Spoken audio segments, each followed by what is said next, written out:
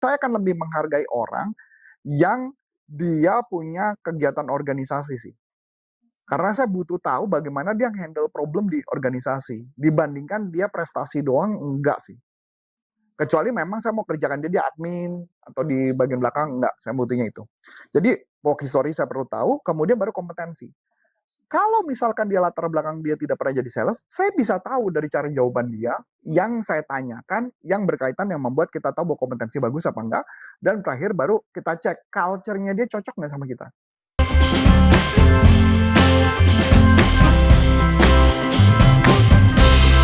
Kalau misalkan di kampusnya itu ternyata dia mahasiswa yang kupu-kupu, itu gimana tuh, Coach? Kupu-kupu apa sih?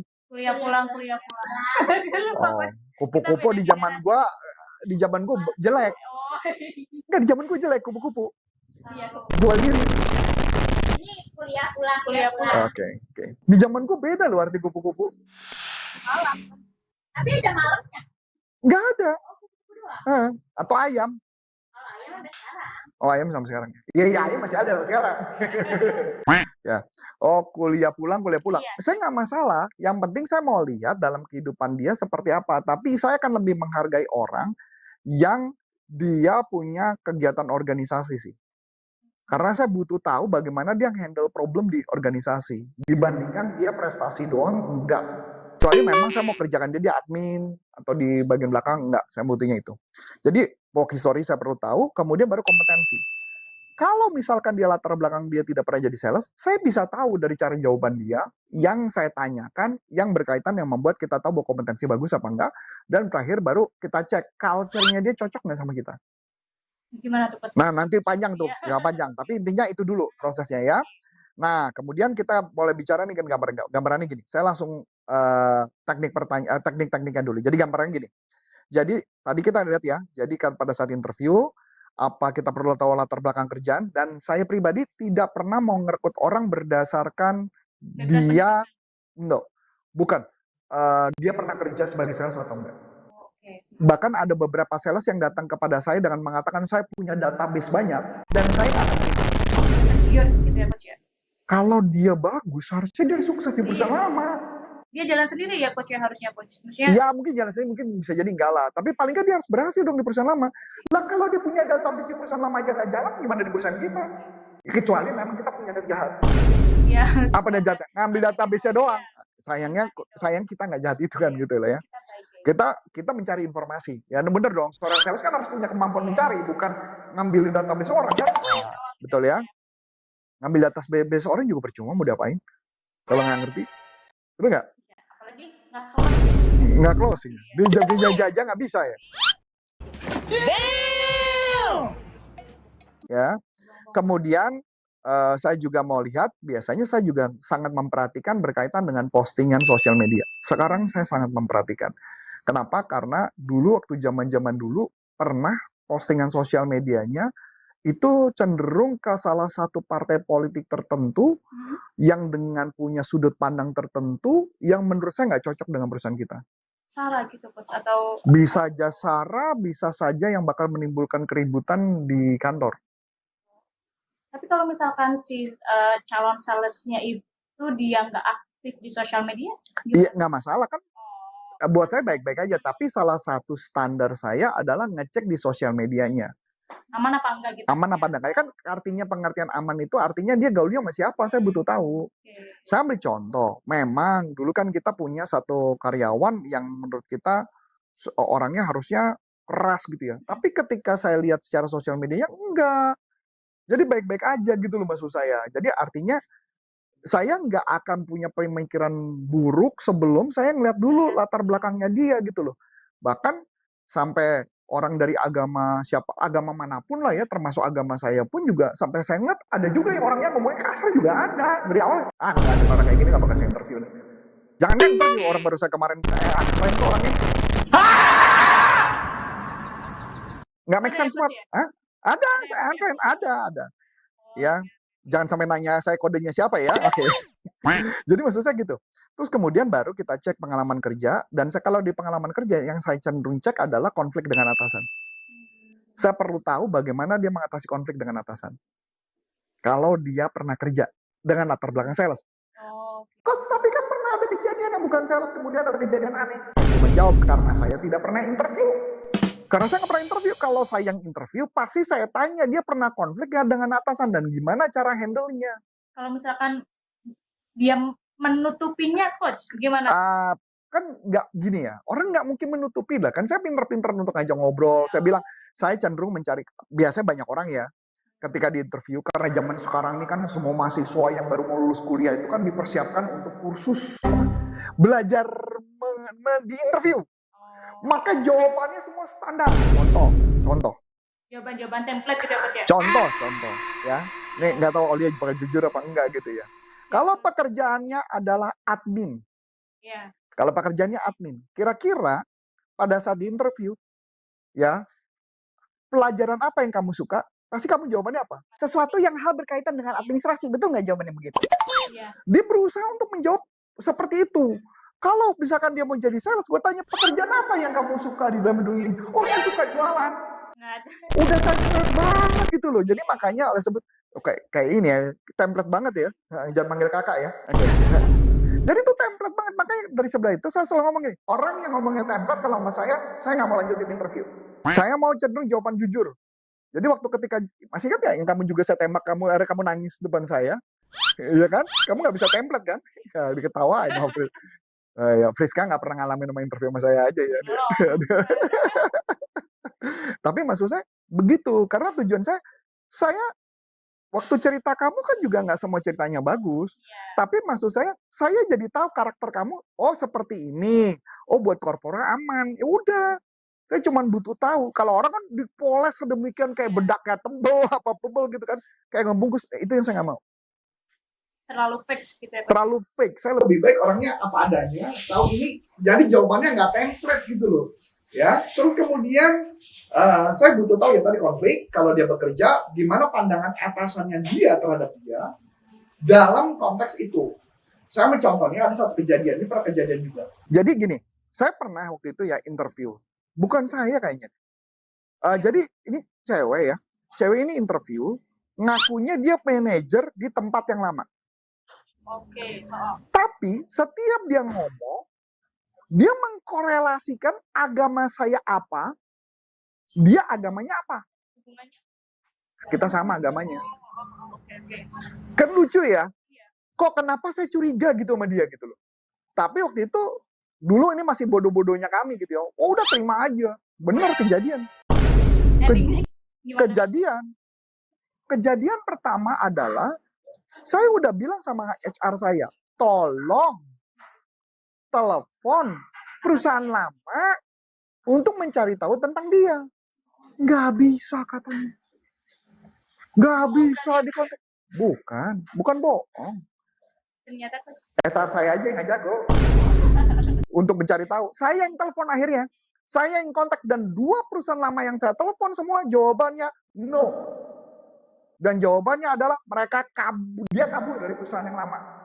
Bahkan lucunya ada satu orang HR, lucunya ditulis dong namanya rekomendasi, satu nama orang itu, muji-muji. Wah itu udah kali dong. Dan aneh kenapa saya curiga kali kong? Karena orang itu mau ditelepon jam 10 malam. Iya sih. Kalau orang HR nggak mau dong. Nggak mau. Pasti kan sesuai jam kerja, jam 5 kan? Iya. Wah ditelepon, tau nggak? Puji ya setinggi langit. Penasaran dong gua. Saya telepon ke korporat, saya cari tahu korporatnya, saya telepon ke korporatnya, saya tanya sama HRD, yang bukan dia, keluarlah jawaban yang sesungguhnya. Ternyata dia pernah jadi manajer, bukan manajer sales, dan dia kabur dari perusahaan, dia membawa problem yang sangat banyak masalah di perusahaan. ternyata complicated ya, Coach ya. Dan dia pernah kerja juga di salah satu perusahaan motor, dan perusahaan motor itu dia mengaku penjualannya banyak, dan ternyata dia cuman hanya sebagai SPG di depan, dan tidak pernah jualan. Saya nanya berkali-kali, dia jawab tidak pernah jualan selama kerja. Makanya kenapa dia akhirnya tidak kami teruskan. Berapa lama, Coach, di korporat? Sebentar. Cuma sebentar banget. Apalagi begitu kerja alasannya, oh saya sakit. Kemudian diinfus di rumah. Dikirim. Periksa lab malam. Setahu saya rumah sakit lab di mana-mana pagi. Nggak ada malam deh ya. Kecuali lu di rumah sakit ya. Jago berarti dia coach. Terus kemudian dirawat di rumah. Kesannya diinfus. Kalau rumah sakit kan biasanya di rumah sakit ya, diinfus. Ya nggak tahu, kecuali memang untuk kecantikan ya beda. Kalau kecantikan kan memang ya beda ya, mesti glowing di rumah. Ya whitening beda. Nah, dari pengalaman tersebut artinya jangan percaya data begitu saja. Tugas kita mencari informasi sebanyak-banyaknya tentang orang itu. Ya, saya nggak mau ngambil risiko. Saya cuma bilang kalau Anda mau ngerekut orang ini, saya bilang saya nggak ikutan. Saya nggak mau.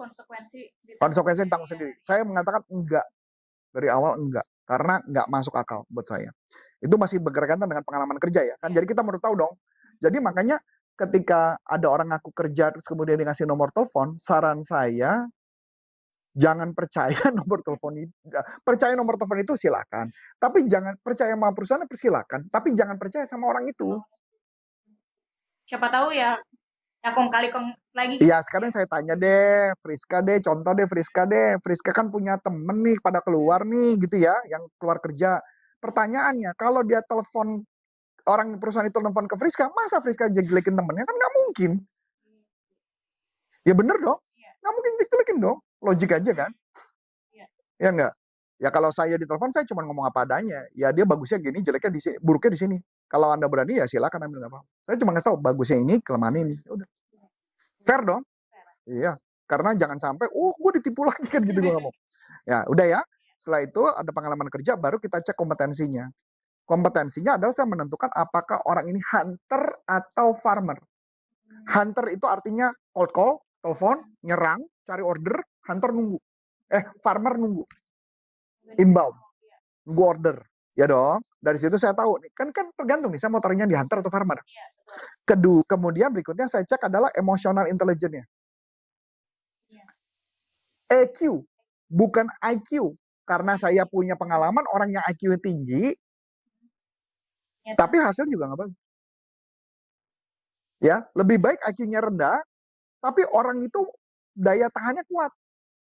Empatik juga gitu ya, Coach ya. Emotional intelligence contoh yang sederhana, emotional intelligence ya. Ini ada di video kita juga sih. Misalkan contoh, Friska lagi ngobrol sama saya sebagai customer, as a customer, saya lagi bete. Terus dia nyerocos jualan sama saya, pasti gue omelin dia. Bener nggak? Ya bener kan? Itu artinya dia peka nggak sama saya? Enggak. Itu yang artinya emotional intelligence. Dia harus peka terhadap customer yang ditelepon, nada suaranya kayak gimana, kita harus merubahnya seperti apa. Dan Friska punya nggak kemampuan mengontrol emosinya sendiri. Kenapa? Karena kan yang namanya sales kan ditolak. Kalau ditolak dia gimana kalau ditolak? Dia baik-baik aja atau enggak? Ya enggak? Ya down wajar lah. Nggak ada orang yang ditolak nggak down. Bohong lah kalau nggak down. Tapi downnya berapa lama gitu loh. Boleh nggak down? Boleh. Tapi kalau downnya sampai 10 hari mah kayaknya enggak ada gitu ya. Down boleh. Down mah silakan. Semua orang boleh down lah. Manusiawi gitu kan.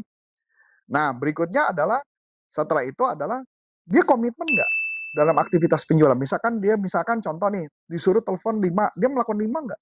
Disuruh 10, dia melakukan 10 nggak? Kalau nggak, ya nggak. Saya ngeliat komitmennya. Kemudian kita cek sales prosesnya dan pipeline manajemennya dia bagus apa enggak. Kemudian saya juga perlu tahu apakah orangnya persistensi dan bagaimana ketika dia down, dia bisa nggak bangkitnya cepat. Kalau misalkan bangkit cepatnya itu memang butuh waktu, misalkan kita... Setiap orang butuh waktu, tapi berapa lama? Kan tadi saya bilang, kalau mama dia bilang, ya saya pernah down nggak? Pernah. Downnya kenapa? Dia cerita kan? Oke. Nah, ketika dia cerita downnya kenapa, kan sebenarnya saya udah mulai ngecek dong. Problem dengan atasan, problem apa bisa saya hubungi jadi satu dong. Terus gimana cara kamu ngatasinnya? Ya saya makan Pak, kesel banget kan saya makan aja. Oke. Setelah itu, balik gak? Balik normal. Oh ya udah, caranya dia berarti makan kan. Ya paling konsekuensinya dia jadi gemuk kan, gitu aja. Jadi saya perlu tahu apa gitu loh. Ya, masuk akal? Ya. Terus kemudian dia punya goal nggak? Dia punya impian nggak? Kalau dia punya goal, dia punya impian, just bagus. Karena orang yang punya goal, punya impian berarti apa? Dia pengen buktiin jadi salesnya pasti akan terbukti. Nah, baru setelah itu baru saya cek dia kita tes dengan beberapa orang, apakah dugaan saya dengan dugaan beberapa orang sama apa enggak? Kalau dugaannya sama, berarti akan saya terima. Kalau dugaan saya mengatakan tidak atau ada, biasanya ada rumus 2-3. 2 orang iya, maka diterima. Ya, atau ada ya paling rata-rata 2-3. Jadi ada 2 orang iya, maka diterima dari 3 orang interview. Tapi memang ada beberapa perusahaan agak aneh, khususnya di perusahaan IT. Kalau perusahaan IT itu sengaja dia cari gara-gara pada saat interview. Si bosnya cari gara-gara sama perusahaan ininya. Dengan cari gara-gara dia nggak setuju. Dia nggak setuju. Misalkan gini, gimana pandanganmu tentang ketika kamu misalkan kamu gimana caranya kamu untuk mengatasi ketika kamu down? Coba sembarangan ngomong. Tidur aja. Tidur aja. Kamu nggak efektif banget ya? Kok kerjanya tidur banget, ngapain? Itu nggak efektif tuh nggak kerjaan kayak gitu. Itu nggak bisa. Nah, itu sengaja. Nah, yang dia lihat berikutnya adalah saya berani ngejawab nggak? Kalau orangnya di interview nggak berani ngejawab, berarti no. Oh, berarti memang harus dijawab gitu ya, Coach ya? Karena dia mau ngelihat orang ini ketika punya ide, dia langsung ngebales atau enggak. Dia punya, ketika ngebales masih sopan santun apa enggak. Dia mau lihat ketika, jadi sengaja dibuat konflik gitu loh. Iya kan? Nah, itu di perusahaan IT kalau perusahaan besar. Karena dia mau ngelihat nih, lu fight nggak? Ya enggak? Tapi kan ada beberapa orang, ada yaudah diem aja lah. Kita di interview kan. Tapi lucunya yang diterima malah semua yang ribut. Yang berani menyuarakan. Berani menyuarakan, berani berpendapat, dan ketika dia berpendapat, pendapatnya masih logis. Misalkan gini, ngapain tidur kamu nggak efektif banget? Setuju Pak, memang nggak efektif. Dan pertanyaan saya kan gampang Pak, daripada saya ngaco, daripada saya berantem sama orang kan lebih nggak efektif lagi Pak. Mendingan saya tidur aja sebentar, cuman setelah itu saya kerja lagi. Ya tapi kelihatan kayak malas banget. Ya tergantung dari persepsi Bapak dong, masalah malas atau enggak. Tapi menurut saya itu jauh cara yang paling baik, efektif, dan itu bisa ngebantu saya untuk hadapin masalah. Paling ditanya.